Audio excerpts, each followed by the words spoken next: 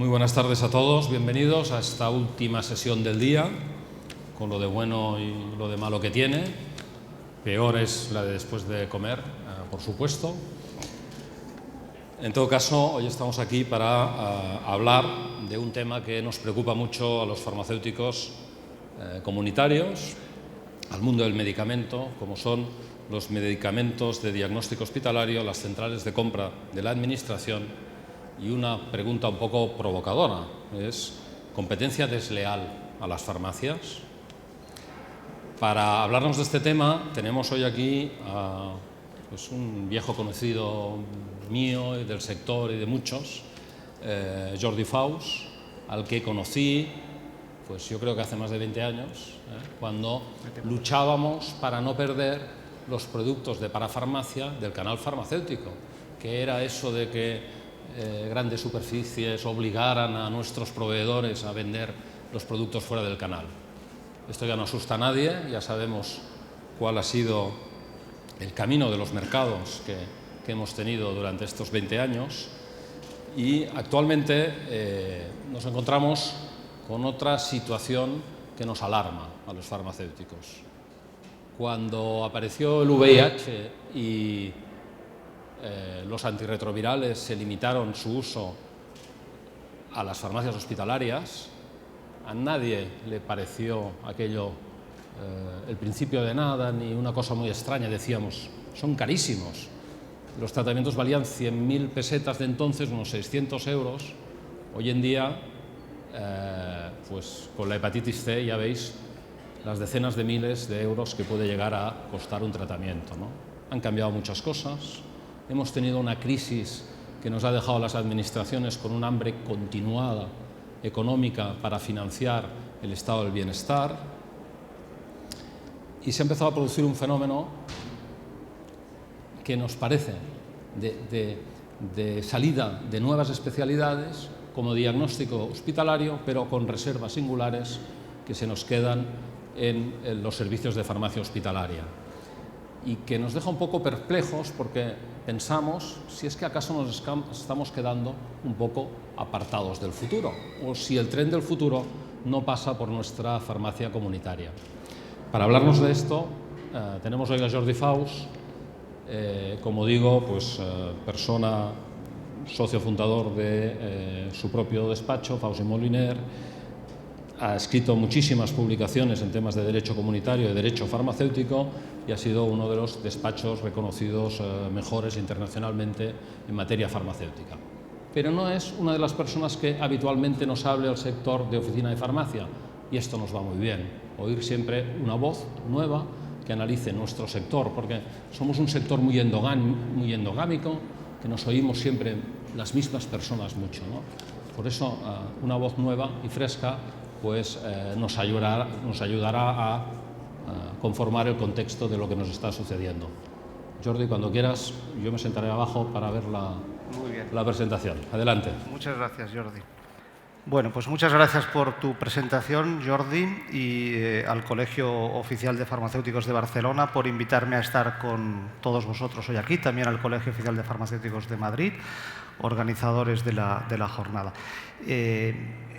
Me parece que fue ayer que leí del director de Infarma que queríamos más debate y menos PowerPoint. Entonces, yo ya tenía hecho el PowerPoint y dije, bueno, ahora no voy a coger el PowerPoint y tirarlo a la basura y empezar un debate, más que nada porque si no me siento frustrado, ¿no? Es decir, ¿para qué he hecho yo este PowerPoint? De todas maneras, lo que sí que creo es que la posibilidad de debatir con todos vosotros, si me permitís que os tutee, sobre esta cuestión, yo creo que puede ser enriquecedora, sobre todo para mí, porque yo no sé si los farmacéuticos sois un sector endogámico, pero los abogados seguramente también lo somos en más medida incluso, con lo cual tener un intercambio de impresiones con vosotros sobre estas cuestiones estoy seguro que puede ser enriquecedor para mí, como digo, y espero que lo que os explique pues también pueda ser de interés para vosotros. Gracias por estar aquí a las 6:30 de la tarde, después de una jornada larga e intensa, y pues además para oír hablar de algo que en principio pues puede ser un poco árido, ¿no? Como son las cuestiones jurídicas. El índice de mi presentación es este. os voy a hablar primero de lo que yo llamo algunos conceptos básicos. A mí siempre que hablo de un tema me gusta empezar un poco por lo más básico, aunque puede que haya algunos conceptos de estos que ya conozcáis, pero creo que es bueno para situar el debate. Después os hablaré de algunos antecedentes históricos que nos servirán para entender cuál es la situación actual. Yo os puedo explicar lo que dice ahora un artículo de la Ley del Medicamento o un artículo de un Real Decreto Ley, y eso lo entenderéis todos, pero creo que si además vemos el contexto histórico, que es algo muy importante cuando se trata de interpretar la situación jurídica, pues vamos a poder entender mucho mejor cuál es esta situación actual. Y después vamos a hablar de algunas ideas sobre desarrollos futuros posibles, que tienen que ver en parte con la respuesta a esta pregunta pues un tanto, digamos, retadora que se ha puesto en el título de la presentación, como con otras ideas que tal vez se pueden considerar en el marco de lo que es la actuación de la Oficina de Farmacia dentro de lo que es la asistencia sanitaria integral al paciente, que es un concepto que está reconocido en la Ley de Ordenación de Profesiones Sanitarias, que está reconocido en la Ley de Cohesión y Calidad del Sistema Nacional de Salud, que está recogido en diversas otras disposiciones y que pues, también llega un momento en el cual tenemos que ver cómo se puede poner en práctica, sobre todo en beneficio de los pacientes, que tienen que ser el centro del sistema, y no solo para ser una diana contra la cual tiremos todos los dardos, ¿no?, sino verdaderamente de la cual nos preocupemos, nos ocupemos, ¿no? Algunos conceptos básicos. Y os decía que os voy a hablar de derecho y lo siento, pero creo que es bueno empezar con dos pinceladas sobre este tema. Hablaré a lo largo de la presentación de derecho europeo y de derecho nacional. Cuando se hable de derecho europeo, a lo mejor hablaremos de reglamentos, de directivas o de decisiones. Y conviene que sepáis una pincelada de qué es cada una de estas cosas. Un reglamento es un acto jurídico que adopta el Consejo Europeo o la Comisión Europea y que es obligatorio para todos los Estados miembros, para todas las administraciones públicas en la Unión Europea, sin más, digamos, necesidad de desarrollo ulterior. Por ejemplo, el reglamento que rige la concesión de autorizaciones a los medicamentos por parte de la Agencia Europea es algo que es obligatorio para todas las administraciones y que nadie puede cuestionarlo desde el punto de vista de lo que es su sistema nacional. Las directivas son algo distinto. Las directivas lo que hacen es establecer una serie de principios obligando a los Estados miembros a recoger esos principios en su legislación nacional. Ya veis que hay una diferencia y esa diferencia a veces se traduce en ciertas discrepancias en cómo un Estado interpreta la directiva y cómo lo interpreta otro Estado. Esas discrepancias a veces se traducen en discrepancias que pueden llegar a los tribunales, tanto nacionales como europeos, para resolver esas situaciones. Y las decisiones son actos administrativos también adoptados a nivel europeo, 100% obligatorios, pero que tienen un destinatario concreto. Cuando a una compañía farmacéutica la Comisión Europea le autoriza que comercialice un medicamento en la Unión Europea, lo que hace es emitir una decisión. Y esa decisión es obligatoria para todos los destinatarios de la misma. La única diferencia con el reglamento es que tiene un destinatario individual concreto. A nivel nacional, ¿qué nos ocurre? Pues habréis oído hablar de leyes, habréis oído hablar de decretos leyes, habréis oído hablar de reales decretos, de órdenes ministeriales, de resoluciones de la Dirección General de Cartera Básica, de circulares, incluso normativa autonómica. Bueno, el panorama jurídico es extenso, profuso, difuso, intenso, seguramente difícil de comprender. Solo hay una idea que me interesa que retengáis a efectos de lo que es la exposición posterior, que es que las leyes son instrumentos jurídicos que aprueba el Parlamento y, por tanto, están en la categoría más alta de la jerarquía normativa. Una ley es una cosa, para entendernos, muy seria, lo aprueba el Congreso de los Diputados, lo ratifica el Senado y, por tanto, pues es el primer escalón debajo de la Constitución. Y los reales decretos leyes, que habréis oído hablar a veces pues que el Gobierno legisla a golpe de reales decretos leyes, básicamente son leyes con el mismo rango, pero que en vez de adoptarlas el Parlamento, las adopta el Gobierno, porque encontrándose en una situación de urgencia, necesita hacerlo de esta manera y luego lo convalida el Parlamento en un trámite relativamente rápido. Los reales decretos leyes originalmente estaban pensados para ampliar los presupuestos del Estado en situaciones de emergencia. Si se producía un terremoto en una zona del país, hacía falta llevar dinero a esa zona y seguramente el presupuesto del Estado no tenía una partida reservada para terremotos en esa zona, con lo cual hacía falta modificar una ley, que es la Ley de Presupuestos. Lo que dice la Constitución es, ante esta situación de extrema y urgente necesidad, el Gobierno que apruebe esto, que mande el dinero a la zona del terremoto y después que lo lleve al Parlamento, y el Parlamento, que en un trámite pues, más o menos acelerado, pueda ratificar eso que ha hecho el Gobierno. ¿Qué ha pasado con el paso de los años? Que pues, además de los terremotos en el sentido físico del término, nos hemos encontrado con terremotos sociales, económicos, políticos, que los distintos gobiernos han ido pues, solventando o pretendiendo solventar a base de golpe de reales decretos leyes. Lo importante por esto, y por eso os decía, la idea que tenéis que retener, es que una vez el Real Decreto Ley está convalidado por el Parlamento, eso es lo mismo que una ley. Y por tanto estamos ante la máxima figura dentro del ordenamiento jurídico en el Estado español. Otra cuestión que tiene que ver con el derecho, cómo se reparten las competencias entre España y Europa en materia de medicamentos.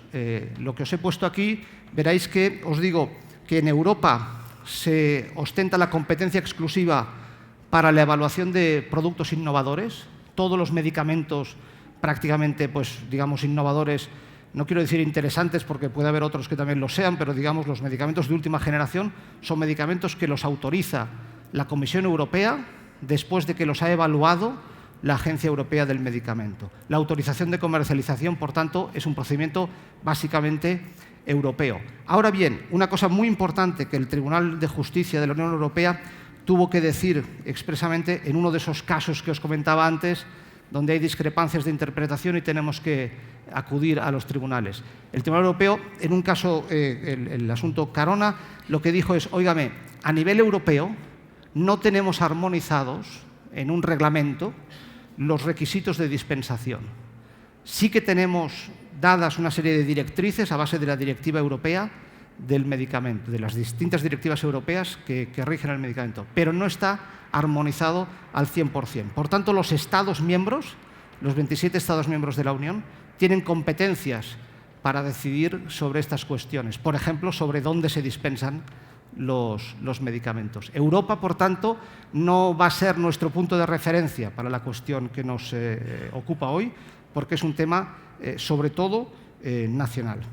En España, pues, las competencias de la Administración Central del Estado básicamente tienen que ver con la financiación pública del medicamento, qué medicamentos se selecciona para que los beneficiarios del Sistema Nacional de Salud tengan acceso a los mismos de acuerdo con lo que es las normas de la prestación farmacéutica, cuál es el precio máximo que el Estado está dispuesto a pagar por esos productos cuando se dispensan dentro de lo que es el Sistema Nacional de Salud y, finalmente, cuáles son las condiciones de acceso a esos productos, que pueden ser condiciones que afecten a los prescriptores, a los hospitales, a los farmacéuticos o también y sobre todo pues a los pacientes. Todo esto, como os digo, es un tema de reglamentación nacional.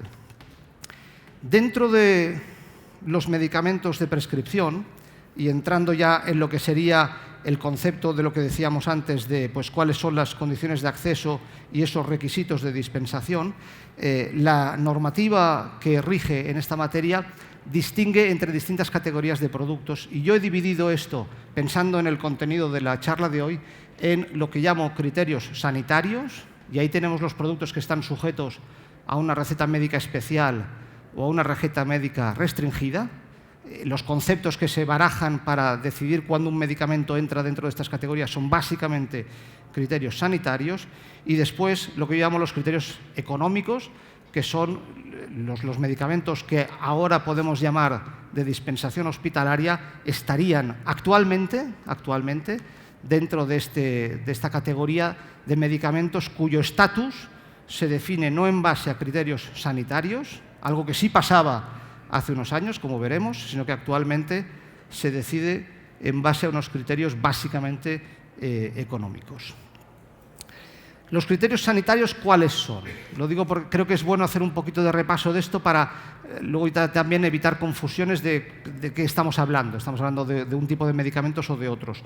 La ley lo que dice es que los medicamentos de prescripción sujetos a receta especial son básicamente estos tres grupos que estamos aquí viendo, ¿no? Los estupefacientes o psicótropos, aquellos que tengan riesgo de desvío para usos ilegales, y se puede también meter dentro de esta categoría los productos que sean sustancias novedosas y que por razón de sus características convenga que tengan este régimen de receta especial. Y después, la propia ley dice, los medicamentos que están sujetos a un régimen de receta restringida son estos tres que veis aquí. Los medicamentos de uso hospitalario, los medicamentos de diagnóstico hospitalario y los medicamentos sujetos a especial control médico. Y ahora iremos a desgranar un poquito estos conceptos. Importante, la competencia para aplicar estos criterios sanitarios, esto es una competencia de las autoridades sanitarias.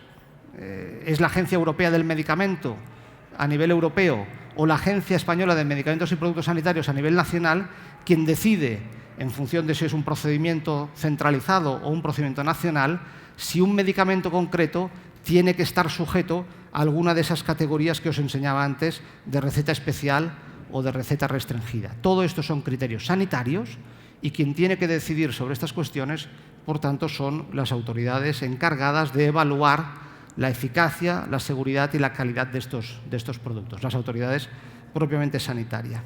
Ahí la autoridad sanitaria lo que tiene que hacer es lo que en técnica jurídica se llama aplicar al caso concreto unos conceptos jurídicos indeterminados. Porque, claro, cuando leemos la ley, dice, por ejemplo, están dentro de esta categoría de medicamentos sujetos a este régimen especial estarían los medicamentos, y os cito aquí textualmente en cursiva porque hay términos que creo que conviene ser muy preciso para no llevarse después a confusiones. Dice, medicamentos que exigen particular vigilancia, supervisión y control del equipo multidisciplinar de atención a la salud. Claro, fijaros, aquí empiezas a desgranar esto y dices, bueno, ¿qué quiere decir particular vigilancia? ¿Qué quiere decir supervisión? ¿Qué quiere decir control? ¿Qué quiere decir equipo multidisciplinar de atención a la salud? ¿Están las farmacias dentro del equipo multidisciplinar de atención a la salud o no? Por tanto, es la autoridad sanitaria la que tiene que coger estos conceptos y aplicarlos al caso concreto.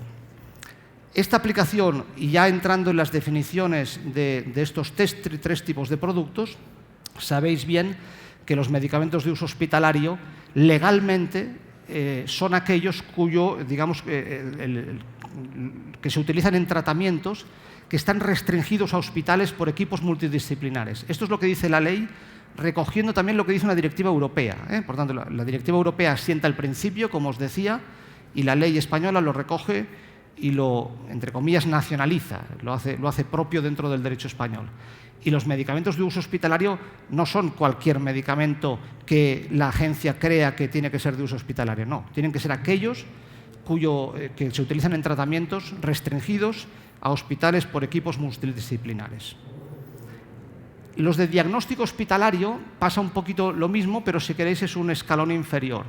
Los medicamentos de diagnóstico hospitalario son aquellos que están destinados a tratar enfermedades que solo se pueden diagnosticar o que están destinadas a diagnosticarse en hospitales. Por tanto, pues es un tema de diagnosticarlo en el hospital, el inicio del tratamiento, el debut en el tratamiento se produce tras este diagnóstico hospitalario y posteriormente, en principio, no hay ninguna razón sanitaria para que el medicamento tenga que administrarse en el hospital por un equipo multidisciplinar o tenga que estar sujeto a alguna medida especial de control. Y después, los medicamentos de especial control médico, lo que dice la normativa es que son aquellos cuya prescripción requiere la intervención de un especialista y además requiere una vigilancia especial durante el tratamiento por posibilidad de que se generen reacciones adversas graves en el momento mismo del tratamiento. Y ahí lo que se requiere pues, es que el paciente esté debidamente atendido por un profesional durante el propio tratamiento en razón a los riesgos que se pueden derivar de la utilización de este producto. Categorías, por tanto, fijaros que están 100% en la órbita sanitaria. Aquí lo que se trata de valorar es el perfil de seguridad y eficacia del producto y, por tanto, cómo administrarlo en beneficio de la mejor atención para el paciente. Claro, los criterios sanitarios, que os decía como que supone aplicar principios jurídicos o conceptos jurídicos indeterminados, son revisables judicialmente. Cuando la Agencia Europea o Española del Medicamento decide clasificar un producto en una de estas categorías, estamos ante un acto administrativo que eventualmente se puede revisar por parte de los tribunales si ha habido algún error o ha habido alguna motivación indebida de esa decisión. ¿Qué ocurre? Tenemos, si queréis, dos tipos de restricciones aquí, o dos tipos de sistemas para catalogar los productos. Lo que yo llamo las originarias y las sobrevenidas. Las originarias son las que forman parte del propio expediente de autorización del producto desde el principio. Las compañías están en esa fase, digamos, gestionando con la Agencia Española o Europea del Medicamento cuál es el perfil de la autorización de comercialización y normalmente ahí se va a llegar a un acuerdo que difícilmente va a ser después revisado judicialmente. Pero las sobrevenidas no. Y el caso que os pongo aquí es el caso de la hormona de crecimiento en el año 2005, que conozco bien porque cuando todavía no se hablaba de algunas de estas cosas, me encargué de este asunto, que fue cuando, recordaréis, se decidió pasar la hormona de crecimiento a medicamento de uso hospitalario. Y en aquel momento una compañía fabricante de estos productos nos encargó que nos encargáramos de la defensa del caso y en primera instancia tuvimos éxito por una cuestión relativamente sencilla desde el punto de vista jurídico, que tiene que ver con la clasificación que os decía antes. Lo que alegamos en aquel momento es, óigame, para los medicamentos que tienen riesgo de ser desviado a usos ilegales, y en este caso hay un tema de dopaje en el deporte, para aquellos medicamentos que pueden desviarse a estos usos ilegales, la ley establece que tienen que ser medicamentos sujetos a la receta médica restringida, pero no al uso hospitalario. Por tanto, la Agencia Española se ha extralimitado en la aplicación de ese criterio sanitario. En primera instancia nos dieron la razón y después la audiencia nos la quitó, que es algo que sabe especialmente mal porque ganas el primer partido pero luego pierdes la vuelta, y nos la quitó y básicamente con una sentencia un poco críptica, pero que se tenía que leer en el contexto que estábamos de la candidatura de Madrid a los Juegos Olímpicos y las presiones que estaba recibiendo el gobierno español para significar, desde el punto de vista internacional, las medidas que estaba tomando en contra del dopaje en aquella época. Bien, este es un caso, como os digo, de un ejemplo de cómo estas decisiones administrativas pueden ser cuestionadas desde el punto de vista jurídico. Este no soy yo, ¿verdad? Bien. Hombre, pues que vengan aquí los del concierto y nos vamos todos a ver el concierto, ¿no? Ya está, ¿eh? Bueno, muy bien. Seguimos. Criterios económicos. Una vez hemos visto los criterios sanitarios, los económicos, lo que conviene entender es que aquí estamos hablando, ya como os decía, en la órbita nacional. Aquí ya nos podemos olvidar de condicionantes europeos, vamos a tener la situación dentro de la órbita nacional. Las decisiones en esta materia corresponden al Ministerio de Sanidad, esto es lo que dice la Ley de Cohesión y Calidad del Sistema Nacional de Salud, y lo importante es que, digamos, luego hablaremos de las autonomías, pero en principio, cuando la ley lo que dice esto, básicamente es estas decisiones no corresponden a la Agencia Española del Medicamento, sino que corresponden a las estructuras del Ministerio de Sanidad encargadas de lo que es la gestión de la prestación farmacéutica. Y claro, si ya es difícil cuestionar judicialmente los criterios científicos o sanitarios, porque pensad que cuando uno va a un juez a decirle que una decisión de la agencia es cuestionable por razones, digamos, de su evaluación científica, el juez normalmente tiende a decir, hombre, mire, la agencia es un organismo público y seguramente lo ha hecho bien lo que tiene que hacer, ¿no? Pues si ya es difícil en estos casos, cuando estamos hablando de criterios económicos, es todavía más complicado, porque en el fondo lo que nos va a suceder con los criterios económicos es que nos vamos a topar con conceptos muy difíciles de cuestionar, como es, por ejemplo, el interés público en el equilibrio presupuestario.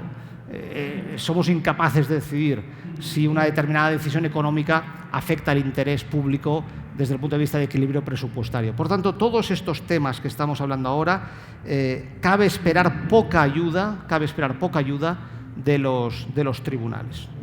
¿Cómo empezó todo esto de los medicamentos de dispensación hospitalaria? Pues miren, el Real Decreto 618/2007, en su momento, fue el primero que dijo: vamos a regular esto del visado y algo que llamamos las reservas singulares.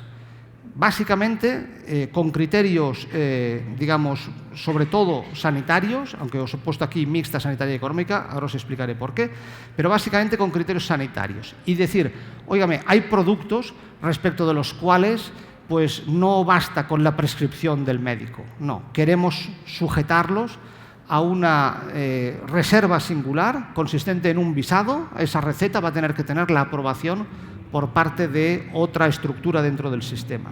Sobre todo, desde el punto de vista sanitario y económico, estaba pensado para aquellos medicamentos que tenían, pues tal vez 4 indicaciones, la indicación A, B, C y D, y si recordáis, hubo un momento, más o menos a la altura de estos años, que el sistema de financiación pública se modificó en el sentido de que ya no se financiarían todas las indicaciones, sino que vamos a financiar este producto para aquellos pacientes que lo necesitan para A y para B, pero no para el que lo necesita para C y para D.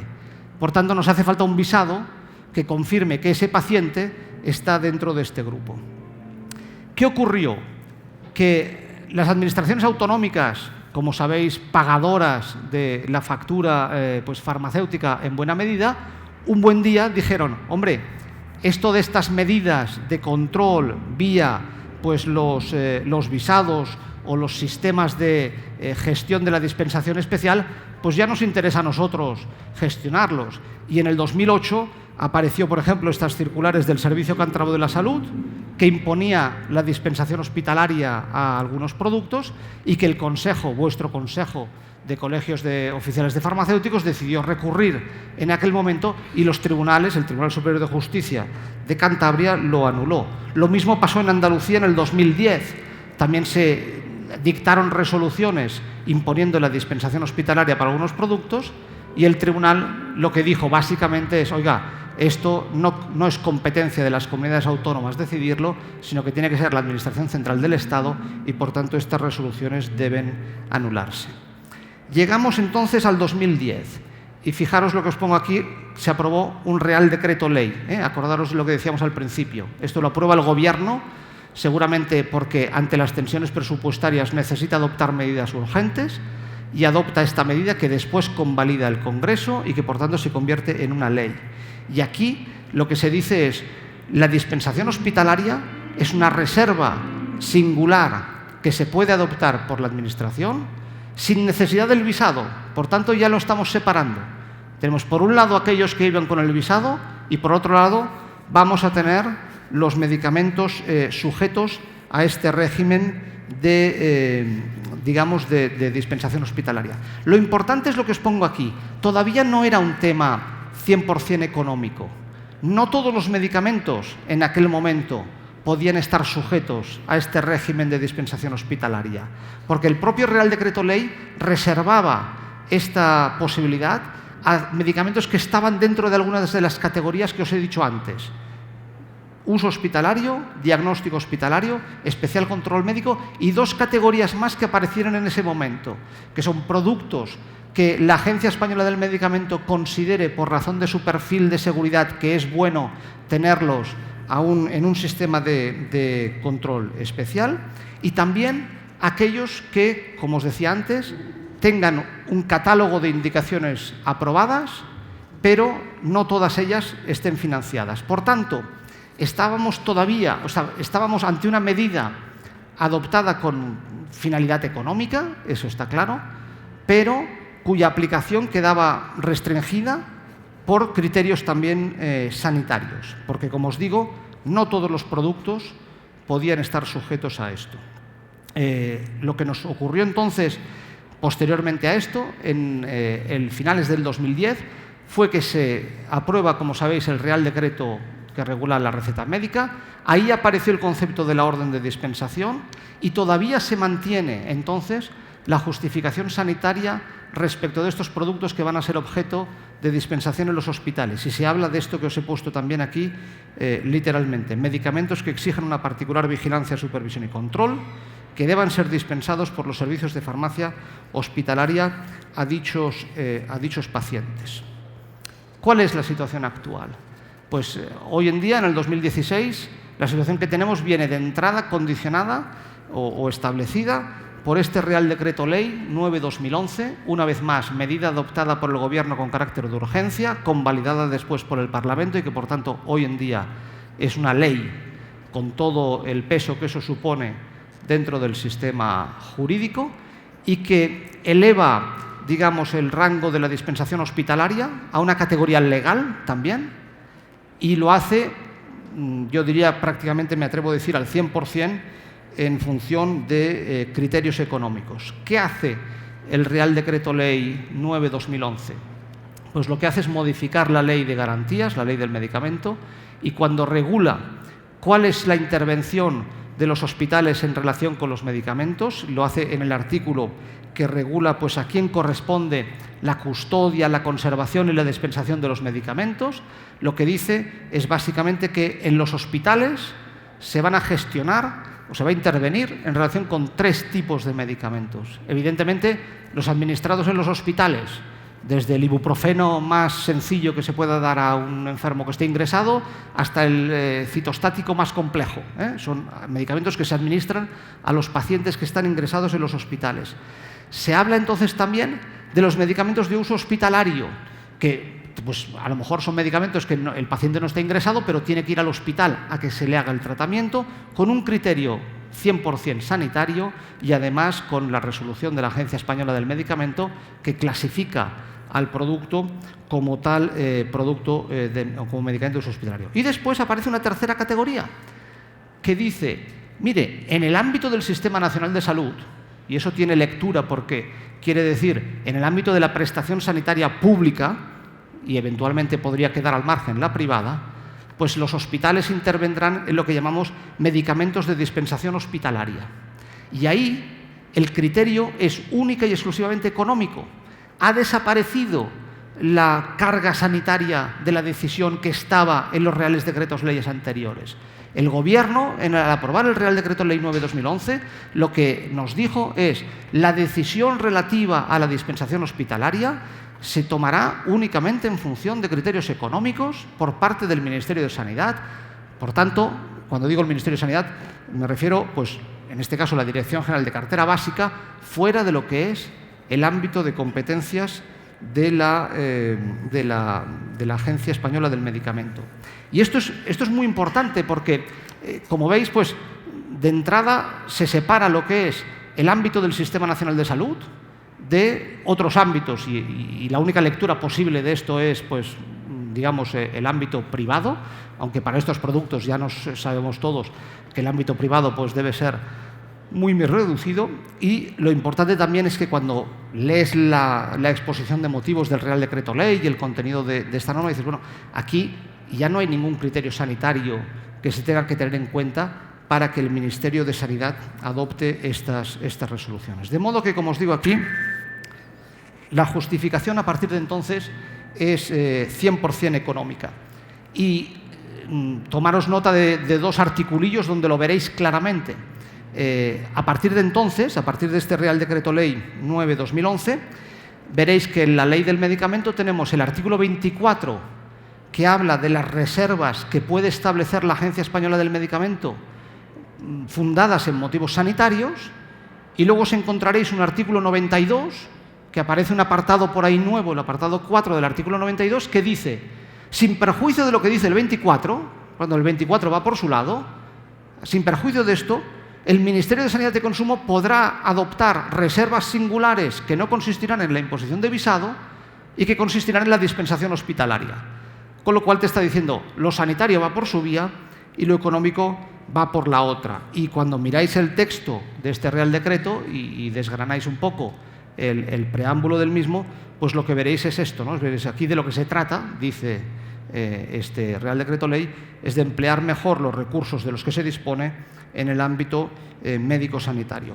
No solo eso, sino que además también se modifica la ley a efectos de permitir que los servicios de farmacia hospitalaria dispensen estos medicamentos pues ya en formatos unidosis o formatos de los que ellos decidan que son los más adecuados para el paciente en el contexto de la dispensación hospitalaria. Esto es, digamos, el Real Decreto Ley 9/2011 es el núcleo, el grueso de la situación jurídica actual de la materia.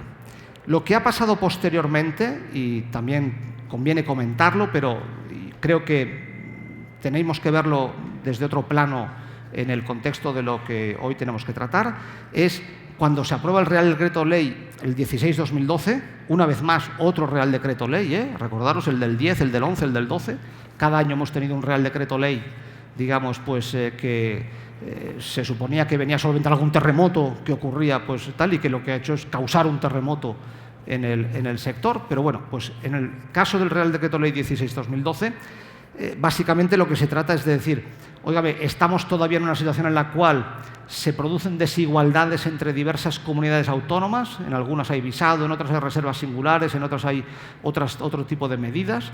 Lo que dice este Real Decreto Ley es que pues, se ha acabado un poco esta dispersión normativa y, textualmente os lo he copiado aquí, las comunidades autónomas no podrán establecer de forma unilateral reservas singulares específicas de prescripción, dispensación y financiación.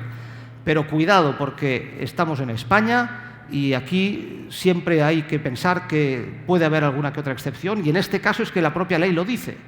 Dice, bueno, a salvo en el caso de que el Consejo Interterritorial admite excepciones motivadas por razón de situaciones singulares. Bueno, todavía no hemos visto ninguna, pero pues ahí está dicho en el Real Decreto Ley 16/2012. Además, claro, lo que hemos oído hablar más últimamente del tema de la dispensación hospitalaria ha sido el debate en torno al copago. El Real Decreto Ley 16/2012 y posteriormente este Real Decreto Ley 28/2012, otro Real Decreto Ley, otro terremoto, básicamente lo que hizo fue imponer el copago para estos medicamentos de dispensación hospitalaria. Imponerlo por ley, con lo cual, pues, esto, pues claro, nos sabrá mejor o peor, pero cuando una ley dice que tenemos que pagar X% de impuestos sobre la renta, pues eso lo dice la ley. Y si la ley dice que tenemos que pagar un porcentaje, aunque sea pues con unos límites, por unos medicamentos, pues también lo dice la ley, ¿no? Con lo cual estamos en una obligación pues, de aplicación genérica y difícil de cuestionar. Fruto de esto, la resolución esta de 10 de septiembre del 2013, recordaréis que lo que hace es listar los productos de dispensación hospitalaria que están sujetos a copago y calificarlos todos como productos de aportación reducida, con el tope, por tanto, de los 4,20 euros, me parece, por envase. Y esta resolución tuvo también una serie de recursos por parte de las comunidades autónomas, todos los cuales fueron desestimados. La polémica se acabó recientemente cuando, sabéis, en la Ley de Presupuestos del 2016 el Gobierno decidió modificar el concepto de lo que es la dispensación ambulatoria, creo que se llama, dentro de la prestación farmacéutica, y decir, hombre, pues el copago solo puede exigirse en los medicamentos que se dispensan en la oficina de farmacia. Creo que antes de entrar en este tema futuro, tal vez, me gustaría que os quedarais con esta idea de decir, se ha hablado mucho en los últimos meses del tema del copago hospitalario, se ha hablado mucho en los últimos meses de la dispersión de medidas por parte de las distintas autonomías y del hecho de la necesidad de unificar para evitar situaciones de inequidad. Pero no olvidéis que la situación que estamos hablando ahora arranca con el Real Decreto Ley del 2011, en la cual, como os he dicho, se crea, de hecho, una categoría nueva de productos, que son esos productos que el Ministerio de Sanidad puede decidir que se sujeten a dispensación hospitalaria. Además, pensad que cuando el Ministerio adopta esta medida, lo hace con un punto de inteligencia, no sé si emocional, pero sí procedimental, en cuanto a quién, cuándo y cómo va a adoptar esa decisión de la dispensación hospitalaria. ¿Por qué digo esto? Porque esa decisión actualmente se adopta cuando el Ministerio tiene que decidir acerca de la financiación y precio del producto. En ese momento, como podéis suponeros, el poder de negociación de las partes en la mesa es distinto. La empresa normalmente tendrá su producto aprobado, como os decía, actualmente mayoritariamente por vía centralizada, tiene que empezar el procedimiento para que el Ministerio decida si un producto se financia o no se financia, tiene que discutir el precio, y actualmente lo que está sucediendo con todos estos procedimientos es que en el curso de esta negociación aparecen una serie de condiciones, digamos, adicionales. Por ejemplo, pues techos de gasto. Vamos a financiar el producto, pero siempre y cuando no suponga más de esto para el presupuesto. Por ejemplo, control de las unidades que se van a dispensar con sistemas pues, muy estrictos de control. Acuerdos de riesgo compartido. Te voy a pagar el producto, pero siempre y cuando me demuestres que se obtienen unos resultados determinados. Y dentro de estas condiciones, el Ministerio actualmente está introduciendo también la dispensación hospitalaria. Es decir, pues mire, yo le voy a financiar el producto, sí, vamos a cerrar esta negociación, se lo voy a pagar a X euros, pero va a ser de dispensación hospitalaria. Con lo cual, el Ministerio utiliza un momento especialmente dulce para él para introducir esta condición. Bien, ¿por dónde pueden ir los tiros en el futuro? La dispensación hospitalaria, como digo aquí, tiene rango de ley. En 5 minutos estoy, seguro. Tiene rango de ley y, por tanto, estamos hablando de que es una ley, el Ministerio aplica las decisiones en función de lo que dice la ley y, por tanto, si queremos cambiar esto, no nos queda más remedio que o cambiar la ley o modificar los criterios de aplicación de esta ley si es que se mantiene. Creo que los argumentos de competencia desleal tienen pocas posibilidades. No ganaremos esta cuestión cuestionando que la Administración está ejerciendo competencia desleal. Hay muchas resoluciones que avalan el hecho de que la Administración intervenga por cuestiones de interés público y, además, pensad que la ley de competencia desleal sobre todo pretende gestionar las situaciones en las cuales dos competidores están frente a frente y uno de ellos pretende expulsar al otro de un mercado. Este no es el caso. Si llegamos una vez a un tribunal con esta argumentación, yo creo que las posibilidades de éxito son prácticamente nulas. Tampoco vamos a tener éxito si alegamos que hay una posición de dominio del Sistema Nacional de Salud, porque lo que nos va a decir es que la Ley de Defensa de la Competencia dice que cuando algo es resultado de una ley, pues mire, oiga, es la ley del Parlamento, ¿qué quiere que le diga? Y no podemos intervenir al respecto. En Europa, FENIN, en su momento, la patronal, sabéis, de productos sanitarios, lo intentó. Llevó al Insalud, entonces, al extinto Insalud, delante del Tribunal Europeo diciendo, cuando usted no me paga a los proveedores, está abusando de posición de dominio, y el Tribunal Europeo le dijo, mire, los hospitales, cuando compran medicamentos para facilitárselos a los pacientes, no están actuando como empresas y, por tanto, no tiene usted que ir por aquí. Lo que sí que creo es que podemos entablar un debate también con la Administración en relación con cuál es el interés público que pretende la dispensación hospitalaria y cómo conciliamos ese interés público con lo que es el ejercicio de la profesión farmacéutica. Tenemos el derecho a ejercer la profesión farmacéutica, tenemos, por tanto, que adoptar, y las medidas que se adopten para proteger el interés económico público tienen que estar sujetas a lo que es el principio de proporcionalidad, tienen que ser medidas que sean razonables para lograr ese objetivo y teniendo en cuenta, como os digo aquí, que los objetivos son esencialmente económicos.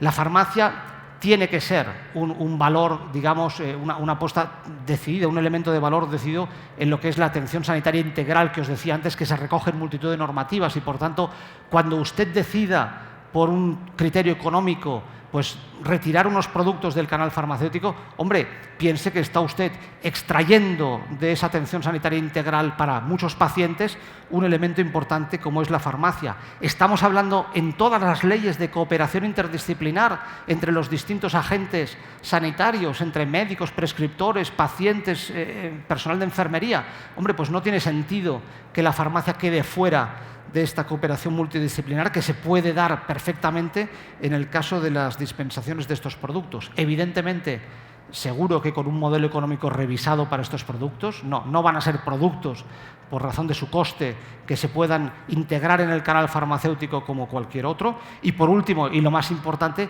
teniendo en cuenta cuál es el punto de vista del paciente, al cual por la dispensación hospitalaria le estamos obligando a acudir a un servicio de farmacia hospitalaria a recoger una medicación que podría perfectamente tener en la oficina de farmacia mucho más cerca de su domicilio, con una atención personalizada por parte del farmacéutico y con un seguimiento que seguramente sería de tanta calidad o más incluso desde el punto de vista humano que el que se puede dar en muchos hospitales.